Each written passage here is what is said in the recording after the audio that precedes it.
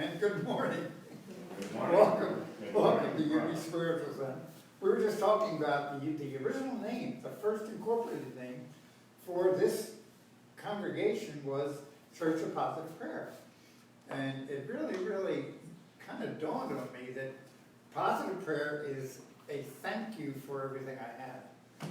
And it doesn't even talk about problems or grief and we've been taught to pray asking. And Jesus is saying, no. We already give thanks for everything that's occurred. As a matter of fact, if you look at the Lord's Prayer, it talks about, it gives thanks. It talks about heaven in earth. That's why I use the term in earth rather than on earth, because earth is a metaphor for the physical, and the heaven is a metaphor for the spiritual self. So if I'm really in a spiritual path, there ain't no other stuff, and I use the word ain't on purpose. So I was kind of looking at that, and it kind of dovetails with what we're talking about today, which is the third Sunday in the Advent calendar, which is love. And love is a universal language of spirit, or spiritual. So I kind of get a kick out of it. Thank you very much, Terry, I really did.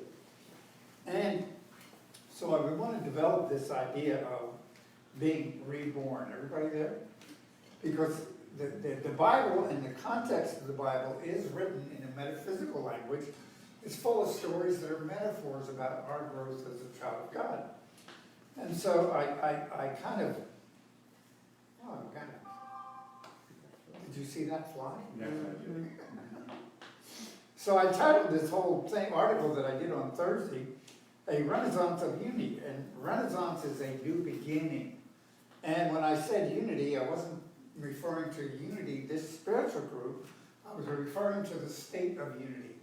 And that's the returning to knowing that I and the Father are one, which is Jesus' great affirmation, and that we are all one in spirit and in love and everything else, which is a new language for most of us. And the idea of the birth of Christ, the Christ, into the physical world is a wonderful idea that we celebrate at this time of year. And it's a story that brings something to us, so that's what I'd like to bring to us. It's time for a renaissance of our union with the Christ. So, and having said that, it's also a return to love. Now, this is a very interesting idea, and we've been kind of developing it, but I want to take it a little bit further this week. And the idea is, when I'm born into this physical world, now, I'm going to assume most of us had the same experience. The first born, when you're born, what can you do? It's like, all you can do is cry and eat, and other things. We'll let that go. But the whole idea is we have to learn how to exist in this physical world. So we have to learn, and the first thing we learn is touch, love, appreciation, cuddling. Those are the things we learn. And science has said we need to learn those things in order to become socially apt as we grow up. Because we know that children that aren't touched and cuddled really have a difficulty later in life bonding or just interacting with people that are on a normal day-to-day level. So we learn those things, and it takes us 4 or 5 years to establish what life is about.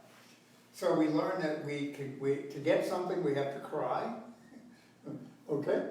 And we learn that we learn that we can eat and drink, or we learn the sucking response. We go through all those learning processes. And then we learn how to get love, which is, if we cry or those kind of things, we have a response which becomes wired into our brain, and we start understanding how we live. And scientists, again, tell us by the time we're 4 or 5, we pretty much establish what life is like. Now, you ready for this? The physical life. How do we walk around in this physical world, and how do we get what we need to establish ourselves? We also develop our self-image. What do I look like? Who am I? Where do I go? And all those things are then hardwired into our brain as memories of here's what life is like. Okay? Now, that language that we learn in that process. In our world is English. In Spanish world, it's Spanish. We learn languages of how to interact. And in the spiritual world, it's a totally different function. And the name, that's what came to me, Church of Positive Prayer. Positive prayer is a language which is outside of the normal day-to-day learning. Because I have been trained to ask for everything I need, and I have been trained on how to get what I need. And for some people, it's being aggressive. For some people, it's being meek. For some people, they learn a strategy on how do I get what do I want. And so those patterns are in our life. And Jesus comes along and says, the kingdom of heaven is within. And then he said, all you have to do is ask, and it's the Father's good pleasure to give you the kingdom. And we try to exercise that in a physical world, and it doesn't work. Anybody agree? We become disappointed when we go to church, and over a period of time, a lot of people have left religion behind because it felt like they lied to me. Anybody familiar with lies? Okay, and we reach the point where it ain't true, or it isn't true, or that is how they feel. Maybe I feel a little bit differently. So the language of love, which is the language of spirit, is completely lost to us because we don't know the language of spirit, or the language of positive prayer, or the language of the spiritual path. So, you ready? If I'm going to be reborn, how do that whole idea of born again, I've really been coming in because we know it was an Aramaic idiom, meaning to change your thinking. But the metaphor of being born again is really, really coming into me because I need to be reborn into a spiritual understanding. Do you see it? And to do that, I got to start all over again with a whole new way of being in the world. And it's called faith and trust and love and peace and abundance and health and happiness and great relationships. Shall I keep going? It's that nirvana or that heaven we're all seeking. But it's over here. So, and I'm over here because I've been trained in the physical world, but I haven't been trained in the spiritual world and how to live that language. So that's the conundrum that we're involved in. And we're so deeply embedded in this physical world, we don't know that over here is the conversation I've been looking for. And it's totally contradictory to what I've learned in the physical world. Because in the physical world, I've been trained to compete. Anybody familiar with competing? And I got to be the early bird gets the worm. And if it is to be, it's up to me. Anybody familiar with all those ideas? Which means I've got to struggle. I have to get there before you do. I have to compete. I got to struggle in the world, and I got to be better. I'm also aware of I've got to be special. Anybody understand how many people are running around out there being special? Okay, the car I drive makes me special. The house I live makes me special. The clothes I wear make me special. And I'm driven to be special, so people say, look at him or her. So I'm driven to go this look at me attitude in life. And then the spiritual path comes along and says, the meek shall inherit the earth. Really interesting. Okay, so everything in a spiritual path is almost contrary to what it takes to thrive in a physical way. And so that amazing thing, that's what we're struggling with. How do I return to the Father? And the parable of the prodigal son is a wonderful parable. That's why I go back to it quite a bit. Is the prodigal son found himself in the fields with the pigs, eating what the pigs ate because he was starving. And here he had this wealthy father, and all he had to do was go home and say, here I am. But the father ran before he even got into close and gave him the, if I remember correctly, his robe and a ring and all these wonderful things. So if you really stop and think about it, that's almost like being born again. So this whole Christmas story is a wonderful, joyful thing, saying that, hey, here's what's available to us. Just be born again into a new way of thinking. So, and I use the word, it's learning to present yourself in a different way in this world. And it takes time. Now, some people do get it. I'm familiar with people snapping and over religions. You know, there are people that all of a sudden get what faith is. But for most of us, it takes time to retrain, just like we were little babies. Anybody here, you know, could you imagine a new baby being born and know how to walk around and get money? Because it just doesn't, it's almost like, wow, that's impossible. Yeah, that's why it takes time to reestablish a new connection. Now, a couple weeks ago, we talked about the radical attention attachment disorder, which children go through because they don't, if a child hasn't been cuddled and loved when it's young, okay, it literally doesn't establish neuron structures that know how to get along. Okay? So we have a radical attachment disorder in spiritual things. Now stop and think about it. We are asked to make a connection, and we're asked to understand, and we're asked to be part of a language from something that we can't describe, something that has no body, something that you can't smell or taste or touch, and believe it's there. Okay, and we call it God, because that's the name we put on it, which is, by the way, it was based upon the ancient German, which meant the highest good, gut. So that's how we call God. Or it could be called, you know, Allah, whatever. It doesn't matter. It's the highest power that we are aware of. Or we can call it divine source, whatever it is. There's an energy in the universe for good, yes? And the problem is we haven't learned how to connect with it. We got to establish neuron structure to give it up.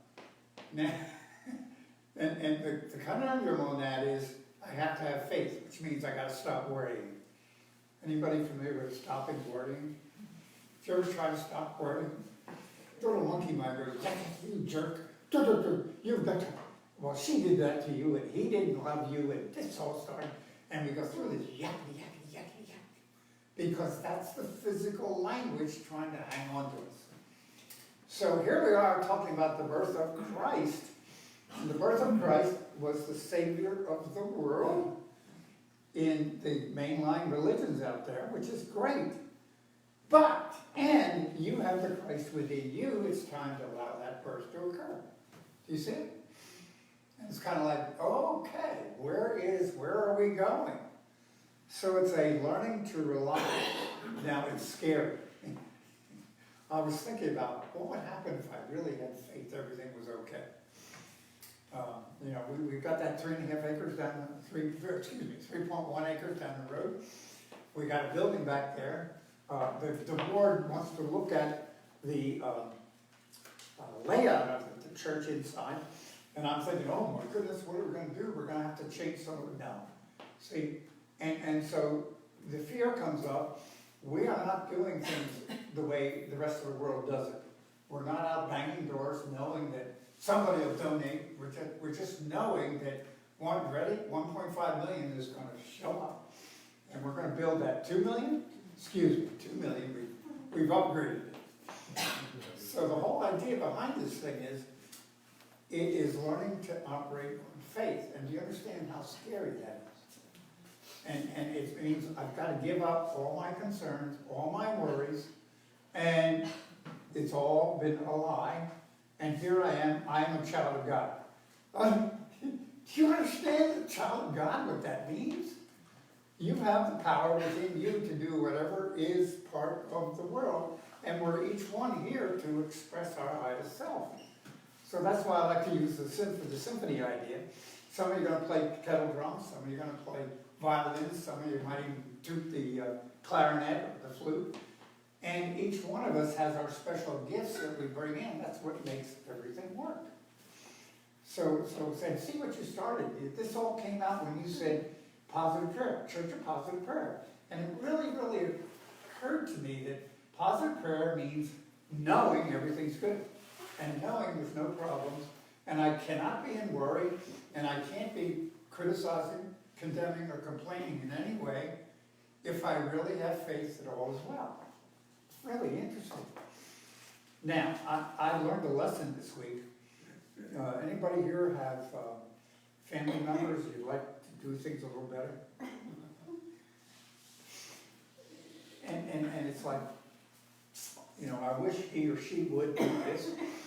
And I had somebody, I was working with somebody this week, and someone had criticized them for an appearance, if I can use that terminology. And in a way, it kind of took them backwards. They were upset that this was occurring. And I realized the individual had to be told, no, you're doing well. You look good. All they needed was, you ready? Positive affirmation. All they needed was positive prayer, holding them in the space that everything was okay. And all of a sudden I realized what I was doing to my family. I was seeing them other than a child of God. So it's a whole new way of thinking. It's a whole new language. It's a language of love. And everything I see is love. So I have to give up what I think of you and see each one of you as a child of God. Everybody go, phew. Because we put all this junk on ourselves. So the first one to give up and forgive is myself. So it's really fascinating to me. It really is. And this whole idea of love. And it's a new language. Could you imagine? It's like Madeline grew up in a house that spoke German. And I have no idea how to speak German. Could you imagine being born into a family that you couldn't understand the language? I mean, what would happen if your mother or your father was cuddling you and appreciating you and you didn't understand what they were saying? That's the conundrum we find ourselves in. We're in a spiritual world not understanding the language. So, I remember that too. Okay. I did want to, there was I have things come to me. Something came to me, and I remember this phrase from Peter. And this is 1 Peter 2, verse 1 and 2.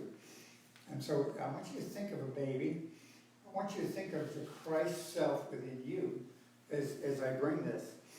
And 1 Peter says, therefore lay aside all malice and all guile and hypocriticism and envies and evil accusations. So, what do we do at New Year's? We have the burning bowl where we write down what we want to leave behind us, and we burn it. We're going to do that Sundays. That's why I've encouraged you to be with us. And then Christmas is a celebration of the birth of the Christ. So it's a perfect togetherness. So, and this is Peter, okay, and my Bible says, let it all go. It's not part of the spiritual path. And then verse 2 says, and become like newborn babes, which is the Christ being born in us and learning a whole new way of doing things. Maybe even starting to understand the language of love or God. And then it goes on to say, and long for the word as for pure and spiritual milk, that you may grow to salvation, which means you're going to grow into the belief everything's okay. See, we're all looking at the word salvation is one of those things, for goodness sakes, let it all go and start over again. So, salvation is in the new world, the new birth, the birth of the Christ within us. And the first step is letting all the old stuff go. Now, I don't know the idea of birth. We were discussing with somebody right before the service about a death in their family. And the thought occurred to me, and she mentioned, as far as we know, death might be birthed into a new level of understanding. We don't know. And when we're born, where do we come from? So all these things are just stages in life. And in that stage, where are we going? What are we doing? So I really like the idea of the second birth, or being born again, or being saved, if you will, leaving that world of the spirits, the physical training behind, and learning a new language and making a new connection. And I begin that by the spiritual path, which is a certain amount of quiet time, because the language of God happens in the silence. And then we get into a positive prayer or a positive affirmation process. And basically start telling myself the way it really is in a spiritual level. Because everybody's telling me what it's like in the physical world. I don't want to know that. I want to know what I am as a child of God. And then we also have, we can let things go with EFT tapping. Ho'oponopono is another program. And we keep bringing programs in, but guess what? You got to learn to do it yourself. You have to learn to do it. And it's part of the process, it's part of the new milk, it's part of the changing yourself. So that's what we are. This is a congregation of spiritual paths. Everybody there? And where are we going? We're going to the new world where we're learning how to presence ourselves in this world. And in that presence, we're actually going to change people around us. And maybe even make a difference in the universe. Could be. Just saying. So really, it's a joyful period of time. It really is. And I give thanks. I really give thanks for you folks here. I give thanks for those of you that watch us out there. And I know that the Christ is born again in you. And I hold that. I know that's true. And you are perfect and whole, just as you are right now, today. Blessings.